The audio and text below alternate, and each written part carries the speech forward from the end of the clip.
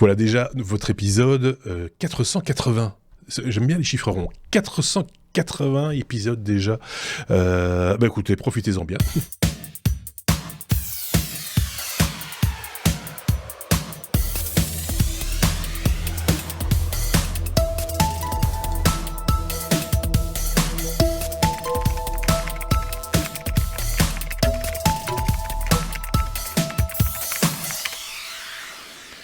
Si on compte ça en heures d'enregistrement et de bavardage autour des enregistrements, etc., c'est...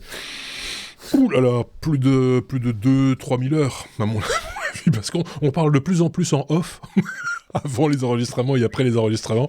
C'est dingue, l'heure tourne et on ne voit pas l'heure tourner, mais ceci étant dit, on ne parle pas toujours tech non plus, hein, faut le reconnaître, donc c'est voilà. Sinon, On a... à 1 heure par épisode, ça te fait 16 jours d'écoute non-stop. Quand même, c'est 480, 400, pas 300. 480, encore plus. Oui, oui, c'est ça. On est avec Sébastien, vous l'avez reconnu sans doute, et puis de l'autre côté, on a Aurélien qui est avec nous pour parler tech, comme on le fait chaque semaine depuis maintenant. C'est la 11e saison, donc plus de 10 ans. Et puis, c'est aussi l'opportunité pour vous de découvrir des sujets un peu plus costauds, un peu plus longs, qu'on vous propose maintenant en bonus ou en hors-série, si vous préférez.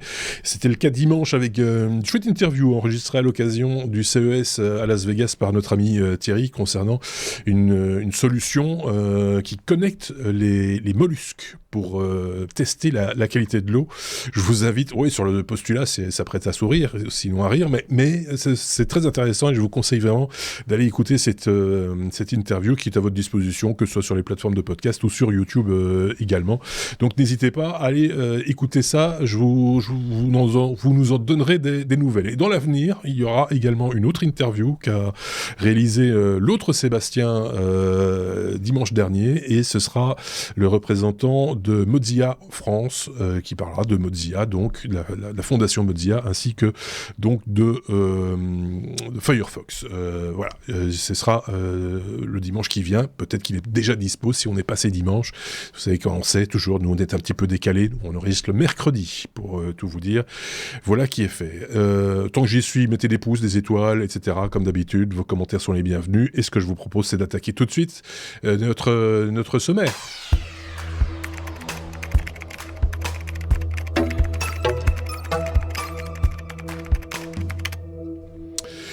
Alphabet dépasse les 100 milliards de bénéfices. 100 milliards de bénéfices, c'est quand même pas rien. Et moins 7% pour l'action. Il va falloir nous expliquer ce phénomène mathématique, Sébastien. Oui, 100 milliards, c'est beaucoup. C'est la première fois que... 100 000 patates. Alphabet, 100 milliards de patates. C'est la première fois qu'il dépasse ce seuil. Pour se donner une idée quand même, la dette belge totale, depuis toujours, ouais. On est un peu plus de 600 milliards. Ouais. Donc, ouais. Voilà, en 6 ans, et des poussières, Google pourrait rembourser toute la dette belge. Elon Musk pourrait presque, pendant toutes ses affaires, nous rembourser toutes nos dettes. Elon, si tu nous écoutes... Lançons un appel. On a des petits trucs à rembourser. On a construit des autoroutes, des ponts, des machins. Il faut payer. À un moment, il faut payer. Hein. Ouais. S'il vous plaît. Pour manger.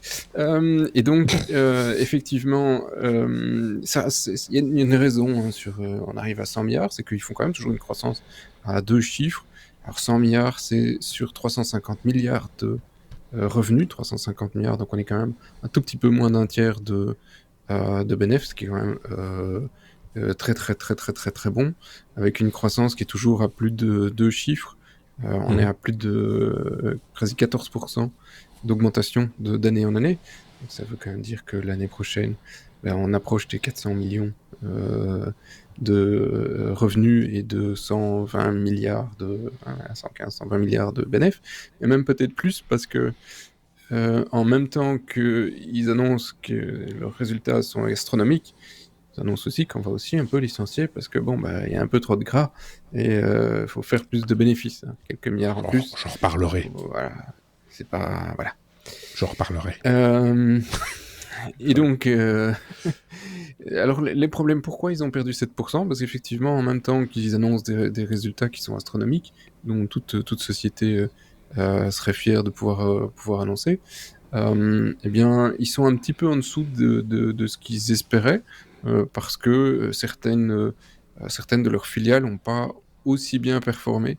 Alors, aussi bien performé, il faut quand même mettre pas une ou deux paires de guillemets, mais une dizaine de paires de guillemets, parce que voilà, Google Cloud, par exemple, a un petit peu ralenti. Il n'a monté que de 30%, et on espérait un petit peu plus, parce que l'année précédente, au même trimestre, il avait fait... non, le trimestre précédent, il avait fait 35%. 35%, 30%, c'est pas assez. Donc les investisseurs sont pas très contents. Et en même temps, ils ont aussi la Chine qui ouvre une enquête antitrust contre Google. Voilà, on ne parle pas spécialement s'étaler sur toute la politique là-dessus. Mais ça fait aussi fait que Google se prend 7% dans les dents. Donc voilà, bon, dans l'ensemble, tous leurs services se tournent assez bien. Et même le Google Cloud Platform, Google Workspace aussi, a réussi à attirer. Je ne sais pas si vous voyez tout ce que c'est Google Workspace. Oui, c'est le... C'est la partie business Oui. que les entreprises payent pour avoir en gros accès à tout ce qui est service Google, Gmail, Drive, machin, etc. Ouais. Mais partagé pour sécurisé. Sécurisé, machin, qui a un accès. Donc là, ils vendent tout le truc qui donne un peu l'équivalent de Teams chez Microsoft, enfin, ou de... Un peu le même genre. Enfin, dans le genre, quoi, oui.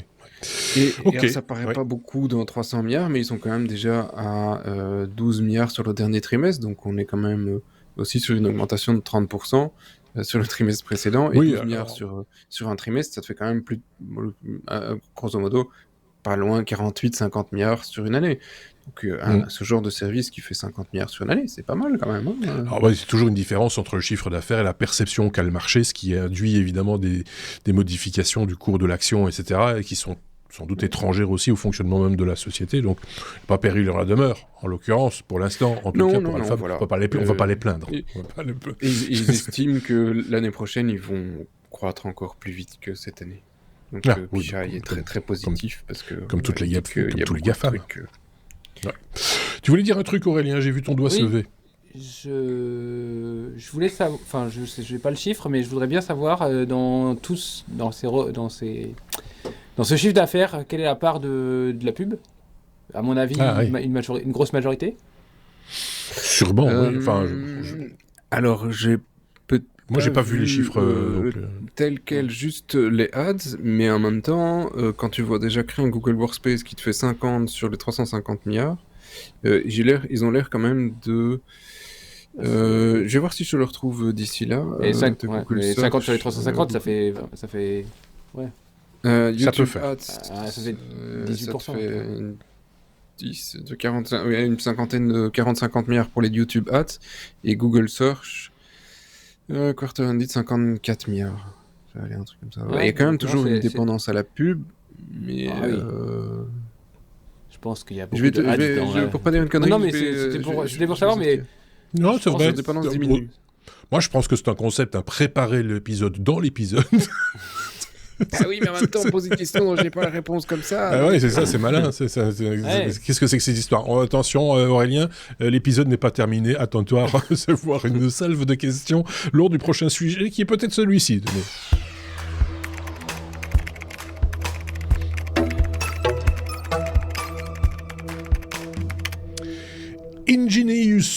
Ingenious, drôle de nom pour quelque chose qui est d'origine française quand même. C'est le tour de force de Safran. Safran, c'est quand même une boîte française, si je ne m'abuse, qui réussit à homologuer un moteur électrique d'avion, ce qui est excessivement rare. Faut le préciser. C'est la première fois au monde. C'est la première fois. Et là, c'est mon petit cocorico. Oui, c'est la nouvelle qui est tombée cette semaine. Et je connais quelques personnes qui ont travaillé sur ce projet-là chez Safran. Et je leur repasse un coucou si jamais ils me regardent. Donc Safran a annoncé avoir collaboré cette semaine avec l'Agence européenne de la sûreté aérienne, l'EASA, pour avoir homologué le premier moteur électrique de propulsion dédié à l'aéronautique. Et quand on dit homologué, c'est qu'il a été certifié et qu'il va pouvoir être maintenant produit en série et monté sur des avions. Donc quand on dit qu'est-ce que c'est que certifié, c'est 1500 heures d'essai, une centaine d'heures de vol en conditions réelles. Évidemment, ils ont testé tous les modes de défaillance. Perte d'une phase, à mon avis, ça va très très très loin. Il y a eu plus de 4 ans d'essais et de collaboration avec l'Agence européenne de sûreté et de sécurité aérienne pour arriver à ça. Et on dit que le projet pour créer cette gamme de moteurs, puisque là on parle d'une gamme, a commencé en 2016. Là aujourd'hui, Safran a commencé avec une taille de moteur la plus petite pour équiper des drones, des petits jets, des petits avions de 2 personnes, des petits jets régionaux, là où d'autres concurrents, et j'y reviendrai plus tard, ont pris le problème autrement. Donc Safran va maintenant déployer 4 lignes de production complètement automatisées. Une en Grande-Bretagne à Pixstone qui va fabriquer tout ce qui est rotor et stator de ces machines électriques. Et puis après, tout est envoyé à Niort, en France, où on fait l'assemblage complet du moteur. Et a priori, c'est un moteur qui contient son électronique de puissance. Donc l'électronique de puissance est directement intégrée dans la carcasse du moteur pour avoir un minimum de câblage, un minimum de connectique, et puis également profiter pourquoi on met l'électronique sur le moteur directement, c'est que ça évite de dissiper la chaleur de l'électronique puisqu'on se sert de la carcasse du moteur comme dissipateur. Ah oui, d'accord. Voilà. Et donc ça le rend quoi, ça le rend plug and play quelque part, c'est-à-dire le constructeur qui va l'utiliser voilà. Au niveau intégration, c'est plus simple quoi aussi. Voilà, Safran c'est un équipementier et il a tout intérêt à vendre des solutions les plus packagées avec plus de valeur ajoutée possible, ce qui fait que ça va faciliter le travail des avionneurs. Donc les avionneurs, parlons-en. Il y a déjà Aura Aero qui utilise ce moteur-là, Volt Aero, By Aerospace, Electra, qui sont des boîtes autrichiennes, et une boîte américaine aussi. Alors, j'avais dit que je parlerais des compétiteurs, des concurrents. General Electric, qui est quand même un des gros avionneurs. Alors aujourd'hui, qui fabrique des moteurs d'avion? General Electric, Rolls-Royce, des gens comme ça. Et ils se mettent à vouloir designer, produire et certifier des moteurs pour l'aéronautique. Et eux, ils ont pris le problème par l'autre bout. C'est ça qui est assez marrant, c'est que nous, les Français, on a dit, tiens, on va faire des petits moteurs. Alors, petits, 100 à 200 kW, c'est pas non plus petit. Et on va les faire certifier. Et une fois qu'on aura cette base-là, on scalera pour faire des trucs plus gros. Et GE et puis les autres, ils ont pris le problème dans l'autre sens. Ils ont dit, on va directement faire des gros moteurs énormes pour des avions de ligne ou des avions qui se rapprochent d'avions de ligne de fort passagers. Donc c'est hyper intéressant. En tous les cas, c'est dans ce monde de normes, on en parlait juste avant, où l'Europe brille par le nombre de normes. Le fait que ce soit une grosse boîte française, Safran, quand même, je ne doute pas qu'ils aient des relations avec l'Europe et avec les autorités qui certifient. Mais en tous les cas, qu'on arrive à mettre au point c'est une chose, mais à aller jusqu'à la certification avec le cachet qui dit vous avez le droit de voler commercialement avec ces moteurs-là, C'est une très très belle avancée et moi je trouve ça très bien. Et alors il y a quand même une question qui me taraude depuis que tu nous expliques ça. Cette fameuse certification, c'est très bien, c'est un label de qualité, enfin ça rassure tout le monde, c'est sûr, mais c'est pas le premier. Enfin il y a déjà des avions à propulsion électrique dans le monde, on en a déjà parlé ici. Oui, mais des petits avions de tourisme, des petits avions, des avions de tourisme. Si, il me semble qu'il y a des startups qui au Canada. Oui, mais est-ce que tu as le droit de vendre t'as le droit de vendre l'avion? Ah, est-ce que tu as le droit de vendre en tout cas, ils ont des vols commerciaux, manifestement. Ils font des petites distances, des petits trajets. On avait déjà parlé de ça il y a quelques temps de ça. Alors après... je me souviens, mais entre une start-up qui fait un prototype et... On sait très bien peut-être que c'est une start-up qui opère elle-même ses propres vols, etc. pour proof of concept, ou je ne sais pas, mais en tout cas, on en a déjà parlé dans les technos, dans le passé. En tous les cas, moi, je connais des boîtes qui fabriquent des engins volants électriques. Je sais qu'ils font des vols d'essai. Qu'ils ont le droit de faire des vols d'essai et que c'est très compliqué à assurer, c'est très compliqué à faire légalement et tout. Je sais même qu'il y a des vols d'essai avec des... Enfin, si vous voulez inviter un fournisseur et vous pouvez aller faire un vol d'essai, et je sais qu'il y a des gens qui ont fait des vols d'essai dessus. Maintenant, commercialement, à mon avis, c'est un autre step.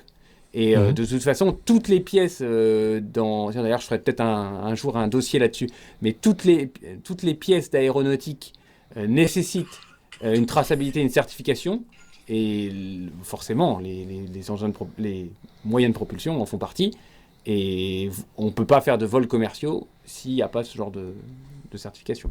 Donc à ma connaissance, entre des projets de start-up qui font des vols d'essai, mais pas à grande échelle, et ce qu'est en train de faire Safran, il y a un gap qui est... Oui, bien sûr. Ici, on est clairement sur quelque chose où on va pouvoir mettre ça dans des jolis cartons et dire, voilà, monsieur Boeing, je dis n'importe quoi, ou Airbus, vous avez un projet de nouvel avion pour des courtes distances ou moyennes distances, etc. Nous, on a le moteur, venez le chercher, et il est pour vous. Et vous avez le droit de voler avec. Et vous avez déjà une partie de la certification globale de votre engin qui est déjà garantie. Donc, tout ça est très bien. Je ne sais pas ce qu'en pense Sébastien sur ce genre de projet. Je préparais le numéro en même temps, comme c'est la coutume depuis le début. Et donc, je cherchais. Et effectivement, on en a parlé déjà beaucoup. Il y a beaucoup de buzz autour de ça. Mais les plus gros projets sont toujours aussi en certification. Donc, tu n'as pas l'air d'avoir encore aujourd'hui. Réellement, tu as eu des vols inauguraux où ils ont testé des trucs d'essai avec 8-10 personnes. Mais d'avoir vraiment un avion... Des vols commerciaux, etc. Qui a une certification et que c'est bon, c'est un truc de ligne. Ça y est pas encore. Mais moi, j'ai deux questions. Alors, une, c'est au niveau du bruit. C'est vrai qu'on n'en parle jamais, mais j'ose espérer que le bruit... Est-ce qu'on en parle? Je n'ai pas vu ça dans les specs qui sera Dyson. Inférieur. Tu vois Dyson les aspirateurs, c'est la même chose. Je sais pas. Parce que si effectivement ça peut être une réduction de bruit importante sur les avions, je pense qu'il y a beaucoup de personnes qui seraient vraiment très heureuses autour des aéroports d'avoir des vols... voilà. Ouais, après, faut pas se leurrer, le déplacement de l'air, etc. Ça fera toujours du potin. Bruit, bien sûr. Mais comme quand tu vois une Tesla passer à fond de balle, t'entends, mais t'as plus le même bruit non plus, quoi, tu vois. Non, pas accentuer le view non plus. Oui, on peut faire des bruiteurs pour avion. Ah, oui, c'est ça. On peut mettre des cartes, comme sur les vélos, on va mettre des cartes à jouer sur les hélices. Ça fait vraiment... Alors, j'ai une deuxième question, c'est pour un ami, parce que tu dis qu'ils ont fait une batterie de test, mais celle-là, c'est vraiment pour un ami. Est-ce qu'ils ont fait un test contre un vol de pigeons pour savoir combien de pigeons ça peut tuer à la fois? Non, faut savoir, parce que les problèmes d'avion et tu vois, les moteurs et les oiseaux, c'est un problème. Donc, jusqu'à combien de pigeons ça peut aller? À mon avis, c'est pareil que sur les autres moteurs. C'est les mêmes hélices, c'est le même déplacement d'air. Et vu qu'ils font moins de bruit, les pigeons se rendent pas compte. Ah, peut-être que le pigeon un peu dur de la feuille. le pigeon un peu sourd, il est perdant sur ce coup-là. Bon, Voilà, c'est comme ça. Donc ça, parce que c'était un point important en aviation. Oui, bien sûr. Des avions qui se crashent parce que ils se prennent des pigeons ou d'autres. Voilà. Écoutez, la semaine prochaine, nous parlerons des mouettes, parce qu'il n'y a pas que les pigeons dans la vie. Voilà. Mais je comprends pourquoi les pigeons. Hein, c'est attendu. Mais passons à la suite. Ah, c'est drôle.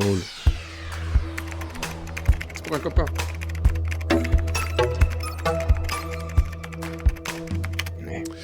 Qui c'est POTUS? POTUS, c'est President of the United States. Et quand il y a un nouveau POTUS, pour ne pas le citer, on en parle parce que ça induit des changements dans différentes parties de la société et dans les entreprises, en l'occurrence cette fois-ci, comme par exemple chez Google, qui se lance dans une toute nouvelle démarche quelque part. C'est nouveau. Et alors, j'aurais une question pour après, mais c'est amusant parce que mon sous-titre est le titre et le titre est le sous-titre. Mais non, c'est toujours comme ça. C'est été comme ça. Hein. C'est comme ça depuis septembre. Et toi, voilà. Et puis il y en a un goût, c'est bizarre. Bref. Ouais. Faut pas faire gaffe, il est fatigué, monsieur. Moi, j'ai peur d'inverser parce que aussi les autres sont habitués. Donc, si je l'inverse, c'est les autres qui vont avoir un souci. Voilà. Voilà, passons. Et donc, tourne l'écran, peut-être. Tourne l'écran. Non, c'est pas beaucoup mêlé. Allez, on avance. POTUS. Donc, et bouche cousue. Encore Sander Pichai. Hein, donc, deux sujets. Je vous promets que le prochain ne sera pas le mien de Google. Ils ont fait une modification sans faire une grande annonce sur leur site. Et ça a été remarqué par certains, par Bloomberg, hein, par premier. Et la modification sur leur site qui était importante, c'était le fait que Google n'allait pas collaborer avec des projets d'intelligence artificielle qui allaient avoir un impact militaire pour tuer des gens. Voilà. On ne voulait pas créer une IA qui allait être utilisée par l'armée ou qui que ce soit pour tuer des gens.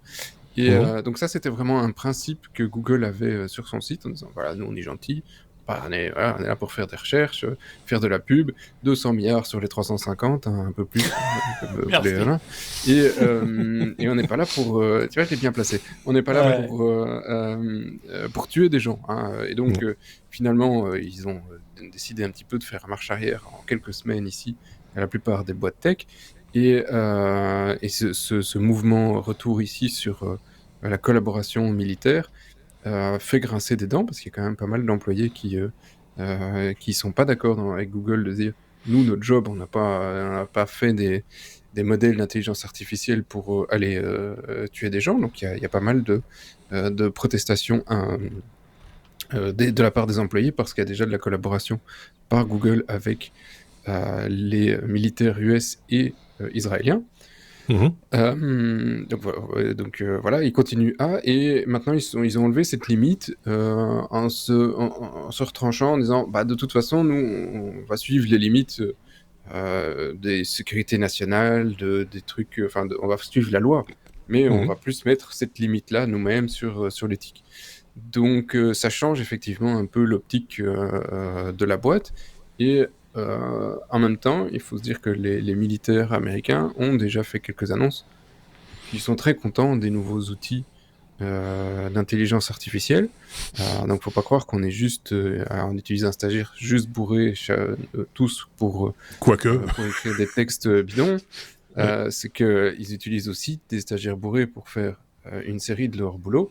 Et alors, c'est là qu'il y a la nuance est très très faible. Aujourd'hui, le Pentagone dit qu'il n'utilise pas des intelligences artificielles pour tuer automatiquement des gens. Hein. Donc, il n'est pas question qu'il y ait une intelligence qui décide d'appuyer sur le bouton pour lancer une bombe à tel ou tel endroit. Mais ils utilisent l'intelligence artificielle pour détecter les opportunités. Hein. Donc, pour surveiller tout en disant « Eh, là, il faut lâcher une bombe !» Et donc, il y a toujours un clampin qui va appuyer sur le bouton.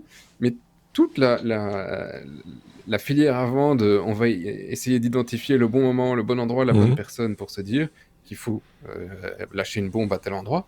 Là, effectivement, il y a déjà aujourd'hui des intelligences artificielles dont certains noms bien connus du grand public qui collaborent avec le Pentagone pour se dire on va t'aider à savoir où tu dois lâcher la petite bombe quand il faut. Et donc voilà, la limite aujourd'hui, c'est c'est l'homme qui appuie sur le bouton, mais c'est la machine qui dit à l'homme où il doit appuyer sur le bouton. Donc, c'est Quand tu une dois forme appuyer. d'hypocrisie, quoi. Une forme Oui, c'est ça. Et d'hypocrisie puis, sur comme il y a une forme d'hypocrisie en disant je ne veux pas travailler pour le militaire aussi, parce que finalement, c'est aussi la défense d'un pays, donc la défense de certaines idées, un certain mode de vie, Oui, etc. alors, et voilà, c'est... ce que les employés Elles sont reprochent, touche à et autre chose. c'est compréhensible, tu vois, c'est qu'on les a fait bosser en leur donnant une Ah ligne de oui, conduite de la société, et et qu'elle donc ils ont change. passé des années, et qu'en un coup, cette ligne change. Ouais. Et donc, je comprends qu'un dev ou Il y avait toute personne eu... dans une boîte se Ouais. dise, c'est pas ce pourquoi j'ai signé que j'allais bosser. Et Il y avait probablement eu que certains n'auraient le pas fait. même débat chez Microsoft avec les lunettes Tout à fait. à augmentation HoloLens, où effectivement il y a une Qu'ils branche gerbaient, militaire qui rendait un petit peu les soldats malades, ce qui n'était pas une bonne idée, mais le contrat est toujours dans les mains de Microsoft d'après ce qu'on sait, et donc ça évolue quand même aussi. Et là aussi, il y avait eu de la part des employés des gens qui avaient dit non, moi je ne touche pas à ça, machin, etc. Bisounours, ok, mais à ce moment-là, faites autre chose. Voilà. C'est ça. Et donc moi, j'ai absolument rien contre les militaires, hein, qu'on s'entende. C'est vraiment un choix après au niveau d'une société. Est-ce que ton travail est utilisable par il faut pas changer alors par après. des Il faut militaires. être dedans et puis voilà. Faut être Pour honnête. ou contre, tu dois choisir ton moto, ta direction, et puis si tu travailles sur de l'armement, voilà, c'est une question. Ça se respecte si c'est ta ligne de conduite. Quand tu changes ta ligne de conduite en plein milieu, je comprends aussi qu'après des développeurs On est d'accord. ou d'autres qui ne sont pas spatialement contents. Et que on te mette la ligne de conduite, on n'utilise pas une intelligence artificielle pour tuer des gens, mais que fondamentalement l'intelligence va être poussée jusqu'à ce qu'elle te donne juste l'endroit, le truc qu'il faut faire, mais que ce soit un clampin qui appuie sur le bouton, bah tu vas te retrouver à un moment à des abus en disant ça fait 9 fois qu'elle a dit que c'était le bon, la 10e fois j'ai appuyé, j'ai pas regardé, et pas de bol, voilà, c'était un mec qui prenait son chien et qu'on a dégommé, tu vois. Ouais, mais le chien, c'était un Danois. Bref. Ok, bon, on a fait le tour de cette question aussi. C'est le moment du bloc-notes, si vous voulez bien. Attaquons le bloc-notes.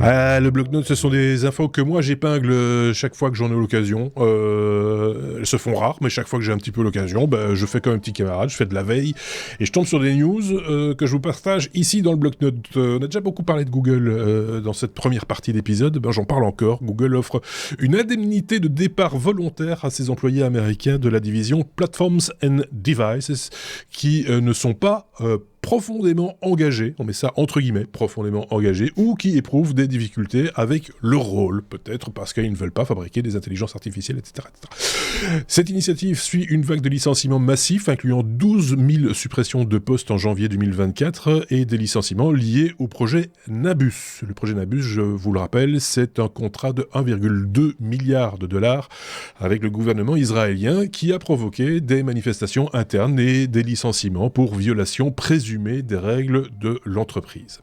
La fusion des divisions matériel Pixel et logiciel Android a conduit à la création de Platforms and Devices et certains employés ont demandé des options de départ volontaires après cette réorganisation. L'offre de départ volontaire ne concerne que les employés américains de cette division et exclut toutes les autres divisions et équipes internationales. Google affirme que cette offre ne reflète pas de changement immédiat dans ses priorités produits, bien que l'entreprise continue de réduire ses effectifs pour s'aligner sur ses objectifs stratégiques. Est-ce que j'ai rêvé ou est-ce qu'Aurélie avait un truc à rajouter là-dessus ou c'est sur un autre sujet, je ne sais plus. Non, pas là-dessus. Passons à la suite. Les immatriculations de Tesla en Europe ont chuté de manière significative avec des baisses allant de moins 18,2% au Royaume-Uni à moins 75,4% en Espagne. La perception publique de Tesla est en déclin avec seulement 11% des Suédois ayant une opinion positive de la marque contre 19% l'année précédente. L'image que renvoie son patron, Elon Musk, est une des explications de cette chute, mais pas la seule.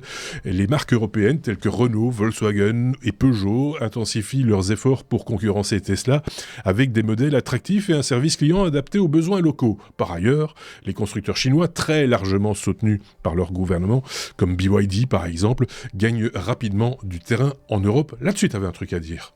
Oui, je pense. là-dessus, j'avais un truc à dire. Voilà. Oui, moi ces 6 derniers mois, moi j'étais effaré de voir le nombre de Tesla qu'on voit en France. Ouais. Et je trouve que ce tassement des ventes ouais. est à comparer à la croissance qu'il y a eu avant. Par contre, je pense que la Tesla, alors je vais peut-être pas me faire d'amis en disant ça, mais un peu comme l'iPhone quand il est sorti, j'aimerais bien comparer la pénétration du marché des iPhones quand l'iPhone est sorti à Tesla. Et je pense que la stagnation du nombre Enfin, ceux qui en voulaient une l'ont eu. Et maintenant, voilà. Alors la comparaison avec l'iPhone est un peu compliquée parce qu'on n'a jamais reçu d'aide pour acheter des iPhones. On n'a jamais été aussi enclin à acheter Enfin, il n'y avait pas de raison économique ou écologique à l'achat d'un iPhone, etc. Donc la comparaison, quand même, comparaison n'est pas raison, comme on dit. Oui. France était subsidié sur les téléphones. Oui, mais pas pour les mêmes raisons. On s'entend. C'est pas le même genre de. D'accord, c'est pas le gouvernement qui subsidie. Non, voilà. Oui, mais moi, ce que je ciblais plus le type de clientèle en disant ça. C'est-à-dire que les passionnés de tech qui voulaient un iPhone sont, à mon avis, se retrouvent pas mal dans des possesseurs de Tesla aujourd'hui. Je fais peut-être un cliché un peu fort, mais je pense qu'on peut trouver une corrélation à ça entre les deux. Sébastien avait levé son doigt aussi, je l'ai vu. Il a perçu. Mais c'était pas pour prendre juste la température, j'avais aussi un truc à dire, même si il fait bon. Voilà. Donc vis-à-vis de Tesla, c'est amusant. J'ai failli prendre un article là-dessus pour le podcast aujourd'hui, qui disait que les actionnaires de Tesla envisageaient de dégager Elon. Et je me dis, oh tiens, une bonne nouvelle. J'ai eu l'article, je me dis finalement. Ils n'ont rien compris et donc je n'avais pas envie d'en parler, mais maintenant on comprend des trucs. Donc, pourquoi ils ont envie de le dégager? Et c'est là que je me dis c'est hallucinant. Tu te dis c'est parce qu'ils sont en train de perdre, parce que tu vois ils ont compris que un mec qui est quand même avec des idées d'aussi extrême droite, ça devrait pas se faire pour gérer une société, il devrait fermer sa gueule, etc., etc. Non, en fait, ce qu'ils lui reprochent, c'est pas ça, c'est d'avoir un focus sur les voitures autonomes, taxis, et pas sur les bagnoles simplement pour monsieur tout le monde, le Kylian, et que du coup, comme il n'est pas focus sur celle-là, ils en vendent moins. Et ils estiment que s'ils en vendent moins, c'est pour ça. Et donc, ils ne comprennent pas dans le reste du monde que fondamentalement, son point de vue peut choquer. C'est assez étonnant. Ouais, enfin, ils n'ont pas envie de voir, en fait. Parce qu'ils, franchement, en même temps, pendant 4 ans, là, ils vont pas voir, ils vont pas essayer. Ils vont plus rien voir du tout, c'est clair. Ok. Depuis janvier, Facebook bloque les contenus liés à Linux, les considérant comme des menaces pour la cybersécurité. Les utilisateurs et groupes partageant des informations sur Linux ont vu leurs comptes restreints et leurs publications purement et simplement supprimées. Facebook justifie ces restrictions par ses normes de modération, mais n'explique pas pourquoi Linux est ciblé. Le site DistroWatch spécialisé dans Linux est particulièrement touché et a cherché des alternatives comme Mastodon pour publier ses actualités. L'ironie réside dans le fait que Facebook utilise Linux pour ses propres serveurs et recrute des ingénieurs spécialisés dans ce système d'exploitation. Certains utilisateurs soupçonnent un lien avec la montée de Linux en tant qu'alternative à Windows, notamment dans un contexte durcissement des conditions liées à Windows 11. Je pense que là, ça suscite des commentaires. Je sentais ses pieds bouger sur la table. Non. Je pense qu'il y a quand même aussi une question de gros sous. Soyons bien réalistes. Sûr.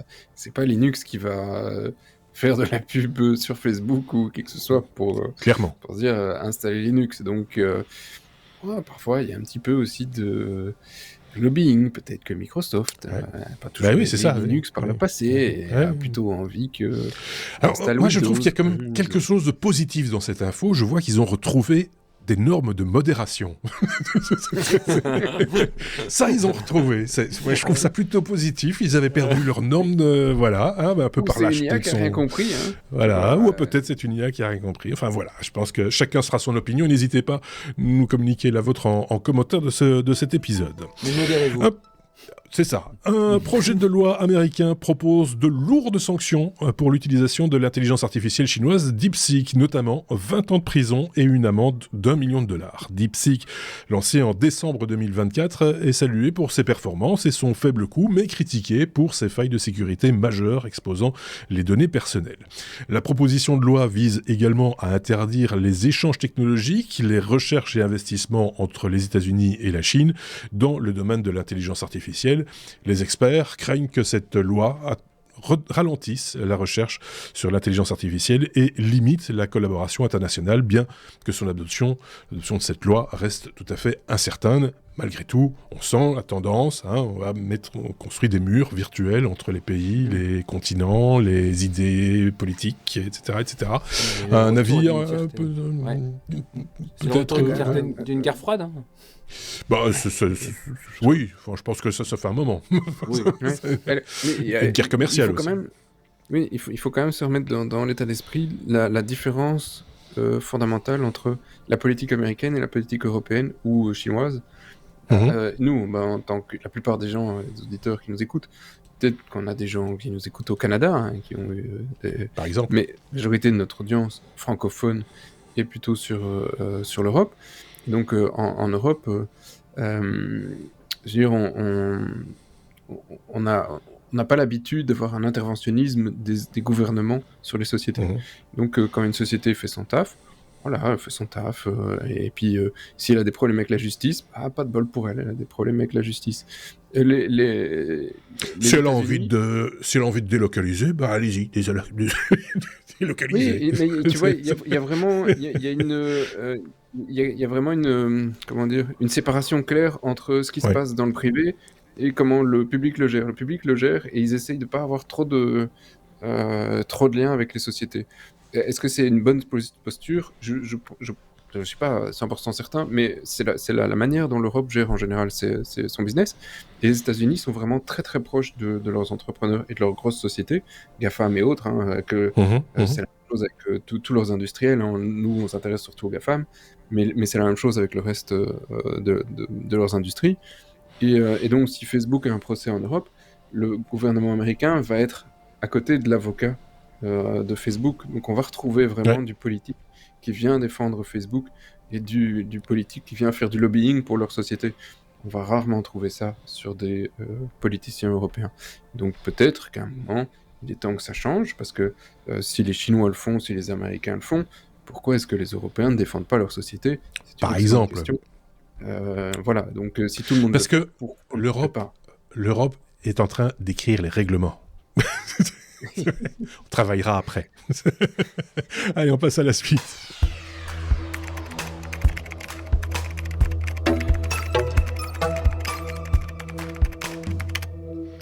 On va parler d'une exposition, d'un rendez-vous tech, Tech Fest. C'est un rendez-vous tech de Grenoble, Aurélien, et une exposition très éclectique, mais très tech.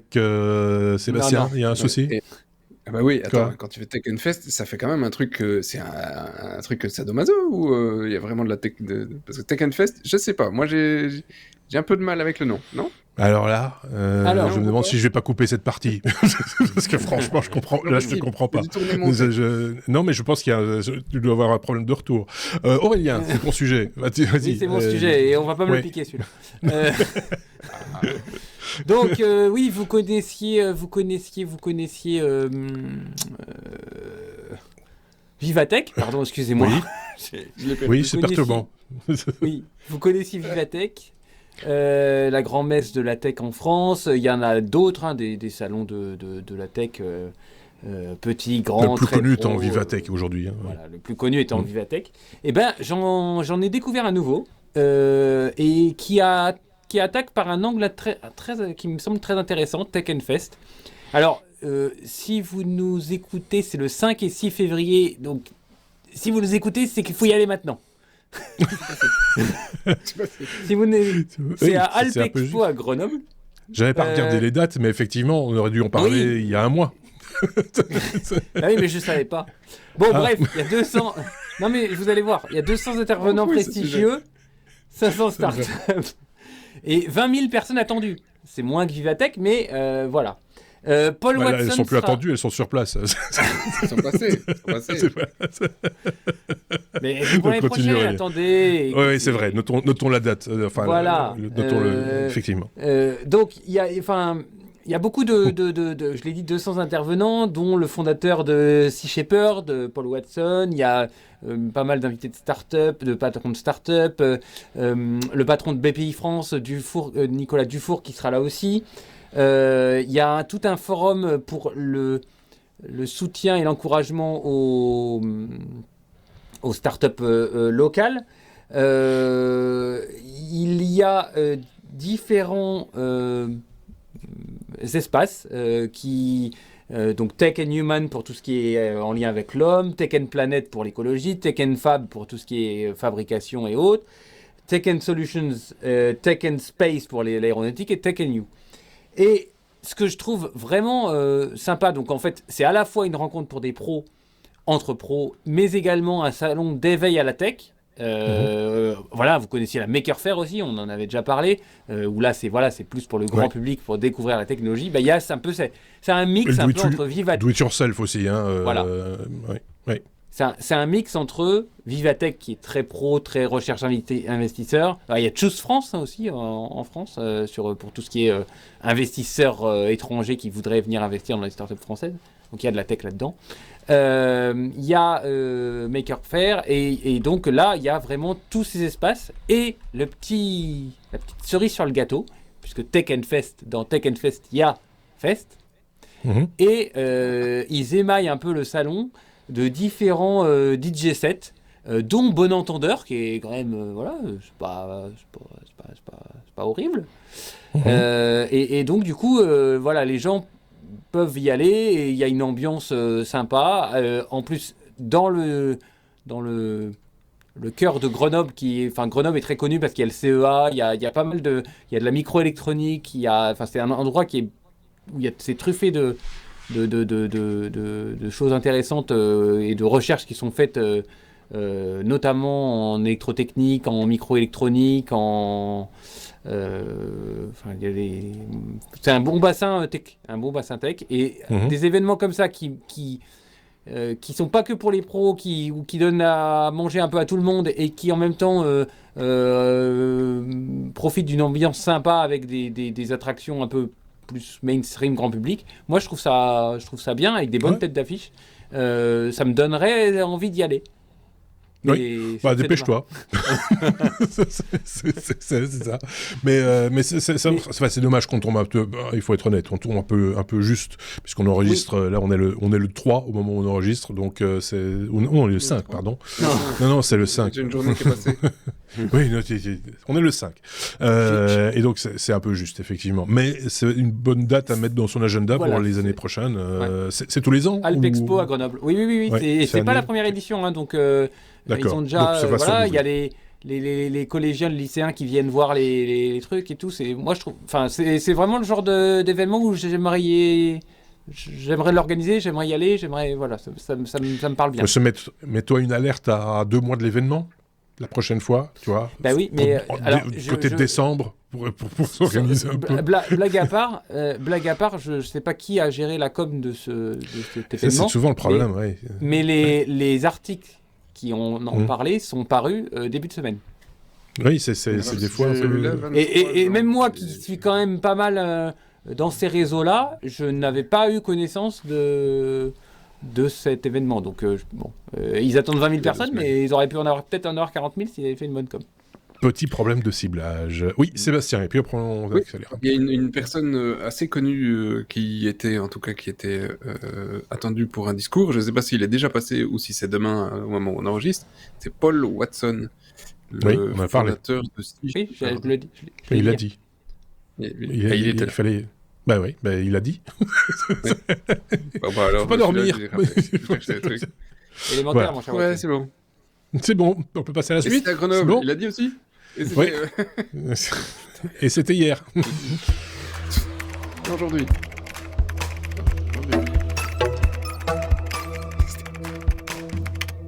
ByteDance, c'est la société mère de TikTok, ça vous le savez sans doute. ByteDance lance son intelligence artificielle Omni-Human, Sébastien. Oui. Alors, excuse-moi, mais moi j'ai du mal avec ce genre de truc. C'était pas hier, le 5, c'est aujourd'hui. C'était aujourd'hui et demain. Oui. Donc, Omni-Human, c'est une nouvelle intelligence artificielle qui est lancée par ByteDance, donc éditeur historique de TikTok. Et que fait donc cette intelligence artificielle ? Elle permet de prendre une photo. Enfin oui, elle permet à partir d'une photo, elle ne prend pas la photo, à partir d'une photo, d'en faire une vidéo, l'animant, pour reprendre de manière réalistique une personne qui est en train de parler, de chanter ou de bouger, simplement. Alors ça paraît tout simple. Dans la description, je suis pas fan en général de ce genre de truc pour ceux qui écoutent et qui connaissent un peu mes passions, mes machins, mes avis, mais le résultat est tellement bluffant à partir d'une photo. On a 2 exemples sur le site. Il y a une gentille, jolie demoiselle qui nous fait une petite chanson à la guitare. Le truc est hyper bluffant. Et un discours d'une... Alors, je ne sais pas qui, mais je ne suis pas sûr de reconnaître le qui. C'est enfin... Ça pourrait être un quiz. Mais si... Non, vas-y, fais loin. Bah, c'est Albert Einstein, ça me paraît assez évident. Il manque de cheveux. Bah, non, ils sont là, ces cheveux. Il est plus jeune, alors. Oh là là, mais oui, sans doute, oui, c'est peut-être... oui. Ah, voilà, et merci. Fatigué, moi. Et, oui, j'ai l'impression. Le truc, quand tu vois la vidéo, c'est comme si ça avait vraiment été enregistré. Oui, tu vois. oui. Donc, alors, après, à quoi ça servira voilà. Alors là, je sais pas. Soyons totalement d'accord, parce que, à part commercialement, de pouvoir se dire je vais faire des vidéos de chanteurs qui sont morts sur base d'une simple photo éventuelle, on peut refaire des trucs, mais en dehors d'un usage commercial pour ça, mais c'est ce que fait cette boîte, elle fait des vidéos le but c'était que les gens... elle va pouvoir générer ses propres vidéos, tout simplement. Mais ça, maintenant on n'aura vraiment plus besoin des utilisateurs pour faire ce genre de vidéos, effectivement, mais voilà, après ça permet... Les utilisateurs de TikTok... voyez, quoi. Les utilisateurs de TikTok, enfin les gens qui créent du contenu sur TikTok, c'est un peu comme les chauffeurs de voitures Uber. Pour l'instant, ils disparaîtront au profit d'un système de génération automatique de contenu, voilà. Et voilà. Que dire de plus ? Qui était la petite dame qui chantait, sinon ? Ça, je ne sais pas, parce qu'en plus de ça, c'était pas sur base d'une photo. Si vous connaissez la petite dame... C'était sur base d'une photo, mais en plus, c'est pas une photo, c'est un dessin. Donc voilà, c'était juste pour animer un dessin. Je sais pas qui c'est. J'ai pas écouté le son non plus, mais ça a l'air d'être une chanteuse country. Voilà, peu importe. Ils savent faire. Donc, très bien. Ils savent faire. Le truc est vraiment bluffant. Et donc, on arrive dans une génération où on peut plus vraiment croire ce qu'on voit. Oui, ça me paraît déjà évident. On croit ce qu'on voit. On est content de penser ce qu'on pense. Marc, pour le prochain épisode, tu me feras penser que je t'envoie une photo ? Oui, bien sûr, mais je te ferai dire ce que j'ai envie. Dédicacé, s'il te plaît. Et quoi, la dédicace sera animée aussi, c'est ça ? Enfin bref. Non, mais tu l'animeras et puis voilà. Bien sûr, on va faire comme ça. Mais ceci étant dit, j'ai encore vu il y a pas longtemps, je regardais ça, il y a des boîtes maintenant qui vous proposent de fabriquer votre podcast à base d'IA. Donc vous dites simplement à l'IA quel sujet tu voudrais comme podcast, et l'IA fait tout, le son, l'image, le texte, les billets, le billet, la description pour le podcast, etc. Moi, je sais pas quel est l'intérêt de faire des trucs pareils, parce que le plaisir, c'est justement de le faire. Le podcast, c'est pas de le dire à une IA de le faire à votre place. On est artisans de la gaudriole, nous. Voilà, exactement. Avec toute la perfection que cela provoque. Et également, cet épisode 480 ne déroge pas à la règle.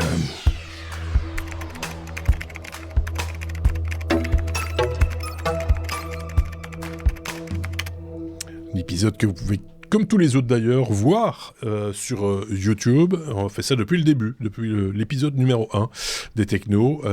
YouTube a 20 ans, et sur les 20 ans, nous on était dessus depuis presque 11 ans. C'est quand même pas mal. Donc plus de la moitié du temps, on est sur YouTube. La nouvelle télé YouTube, Aurélien, tu y crois ou pas? Oui. J'ai vu passer cette semaine là c'est quelques articles, alors un peu marronnier, un peu bateau sur YouTube à 20 ans, 2005, la vidéo des éléphants, tout ça. Ouais, pareil. Bon, ça m'a pas énervé. Soyons clairs. Ça n'a pas plus que ça attisé ma curiosité. Mais ça t'a pas. Par contre, j'ai été chercher quelques chiffres. Et maintenant, Marc, tu pourras nous aiguiller sur la comparatif YouTube-télé. YouTube serait en France la première chaîne de télé chez les 15-49 ans, avec 60% d'utilisation quotidienne 60% des Français dans cette tranche d'âge regardent quotidiennement des choses sur YouTube. Il y a de plus en plus de productions qui finissent sur YouTube. Il y a beaucoup plus de... il y a des gens, au lieu de regarder la télé, ils se posent dans leur canapé, mais ils regardent YouTube sur leur grande télé. Oui. Entre amis, avec la convivialité que le grand écran et le canapé proposent. Oui.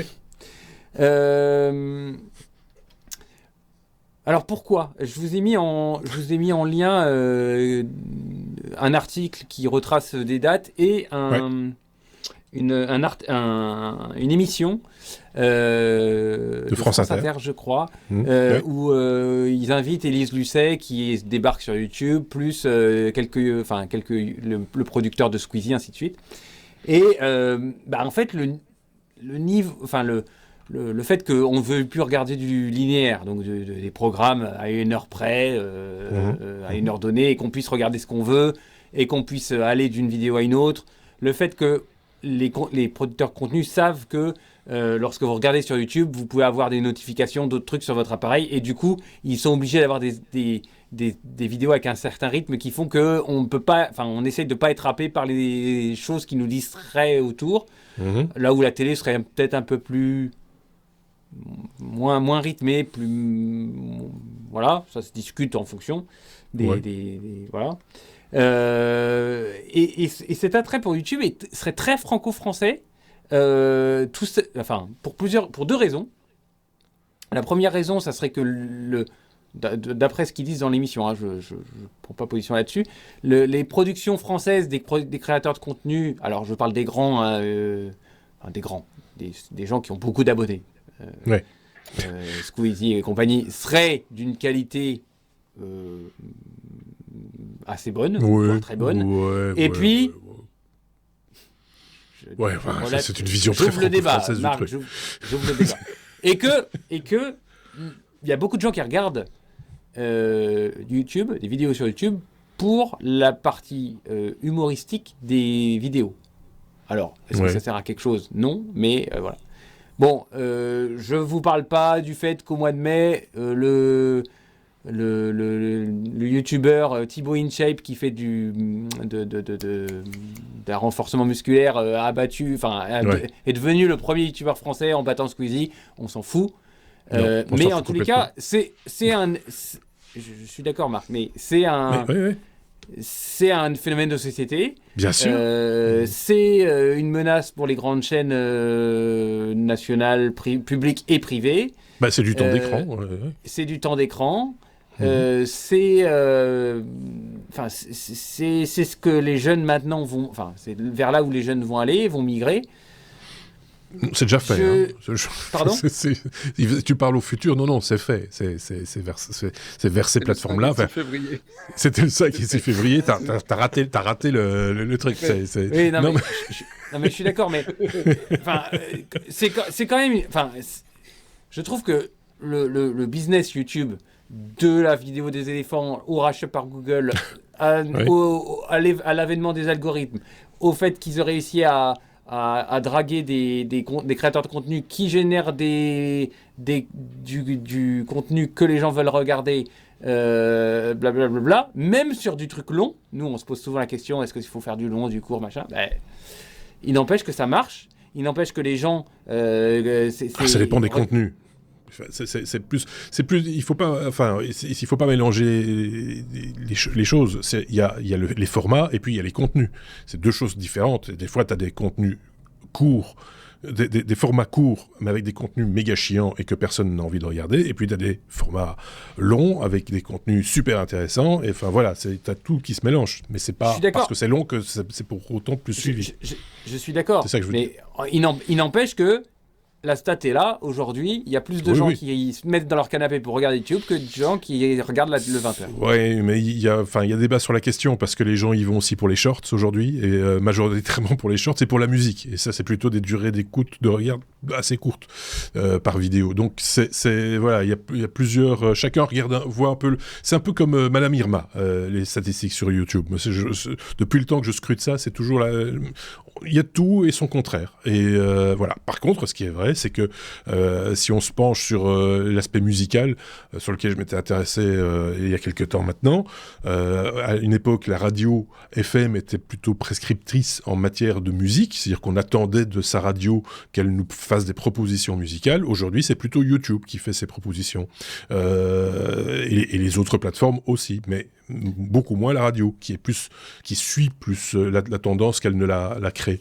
Donc voilà, ça, ce sont des changements, clairement, qu'on peut identifier de manière relativement évidente. Et quand tu parles de la musique, tu parles de gens qui regardent des clips ou qui écoutent de musique sur YouTube? Qui regardent des clips et qui vont écouter YouTube Musique, dans ce sens, a du sens dans la logique. C'est pour ça qu'ils l'ont fait. C'est parce qu'il y avait il y avait un gros catalogue musical et de gens, soit des particuliers, des musiciens indépendants qui n'ont pas envie d'être dans un label ou édité, etc., qui s'auto-éditent et qui se diffusent via YouTube, et ensuite avec des plateformes genre Patreon et autres s'autofinancent de cette manière-là.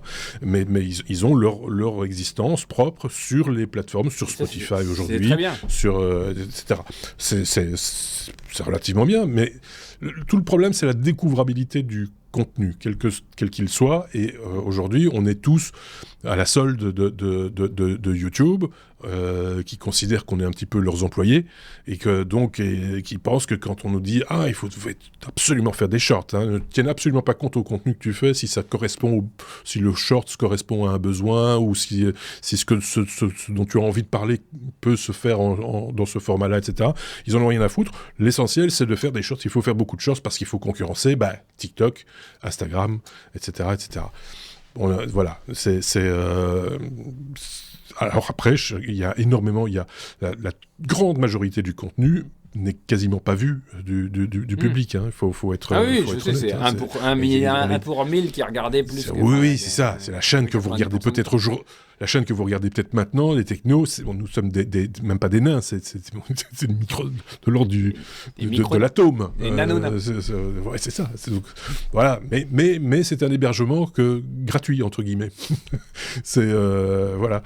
Si vous n'aviez pas merdé Dailymotion en France. Alors, on peut pas tout faire. On a fait des moteurs d'avion. Mais non, mais ça aurait été pour moi, c'est une grosse, c'est un échec cuisant, Dailymotion, parce que c'était bien parti. Au départ, il y avait quelque chose à faire. On va pas refaire l'histoire, mais je vois Sébastien qui pique du nez, donc on va peut-être s'arrêter. Non, je note. J'ai pas que du nez, c'est parce que j'ai écrit. Voilà, mais t'as 2 minutes. Un autre truc, tu vois, c'est comme Viadeo versus LinkedIn. LinkedIn, ça marche dans tout le monde, il n'y a qu'en France Viadeo. Et c'est un autre, malheureusement, un gros échec international. Mais sur les shorts, j'ai 3 points assez courts quand même. Le premier sur les shorts... Ça tombe bien. Ça va être short, c'est que c'est aussi un risque, c'est qu'aujourd'hui, on fait des shorts sur YouTube, mais rien ne nous dit que demain, YouTube ne générera pas ses propres shorts, et que de toute façon, les créateurs de contenu, ils recevront plus un copec. Donc, parce que c'est pas possible. Elles seront là pour. Donc, est-ce que nous sommes aussi les conducteurs de Uber là-dessus qui demain, de toute façon, ne seront pas impossible. Donc, rien n'est impossible. YouTube Music, j'utilise beaucoup YouTube Music. C'est vrai que ce truc est vachement pratique, mais il y a un point et que tu ne mentionnes pas là-dessus et que je trouve au final dérangeant et qui va peut-être m'en écarter, c'est que YouTube Music t'enferme dans ce que tu aimes écouter. Et comme Spotify, comme toutes les plateformes.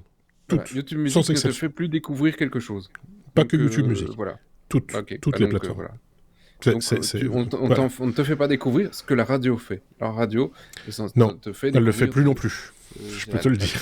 Voilà, plus personne. Elle faisait. C'est ça.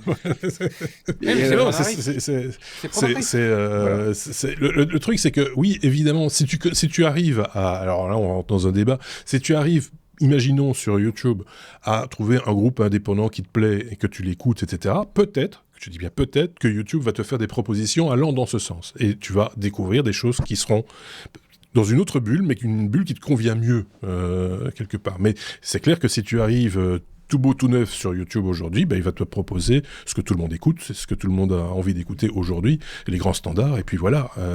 Il faut un peu se forger son algorithme. Mais c'est ça. Mais non, moi j'ai fait pas mal, j'ai fait l'exercice où j'ai fait pas mal de GM dessus, et du coup, je n'ai plus jamais que les artistes que j'ai aimés. Ils ne me sortent jamais un truc que je ne connais pas. C'est un autre problème. Donc voilà, je suis un peu dans une forme de ghetto. Et le troisième, attention sur tout ce que sur tout ce qu'ils disent au niveau des stats. Parce que ce qui intéresse YouTube, c'est de vendre de la publicité. Exactement. Et donc, pour vendre de la publicité, il faut être celui qui est le plus regardé. Mais ce qui est le plus regardé, qui le contrôle, alors sur tous les autres médias, c'est le CIM. En Belgique et ailleurs, ils ont des mesures d'audience. Les mesures d'audience, Facebook, Google, etc., c'est Facebook, Google, etc. Oui, et donc, tu dois te fier à ce qu'ils disent. Et donc, tu mets facilement des budgets, parfois pour un retour qui est assez ridicule, mais ils te disent, tu as touché X milliers de personnes pour tes euros. Et ils ont pris l'argent, mais au final, est-ce que tu les as vraiment touchés ?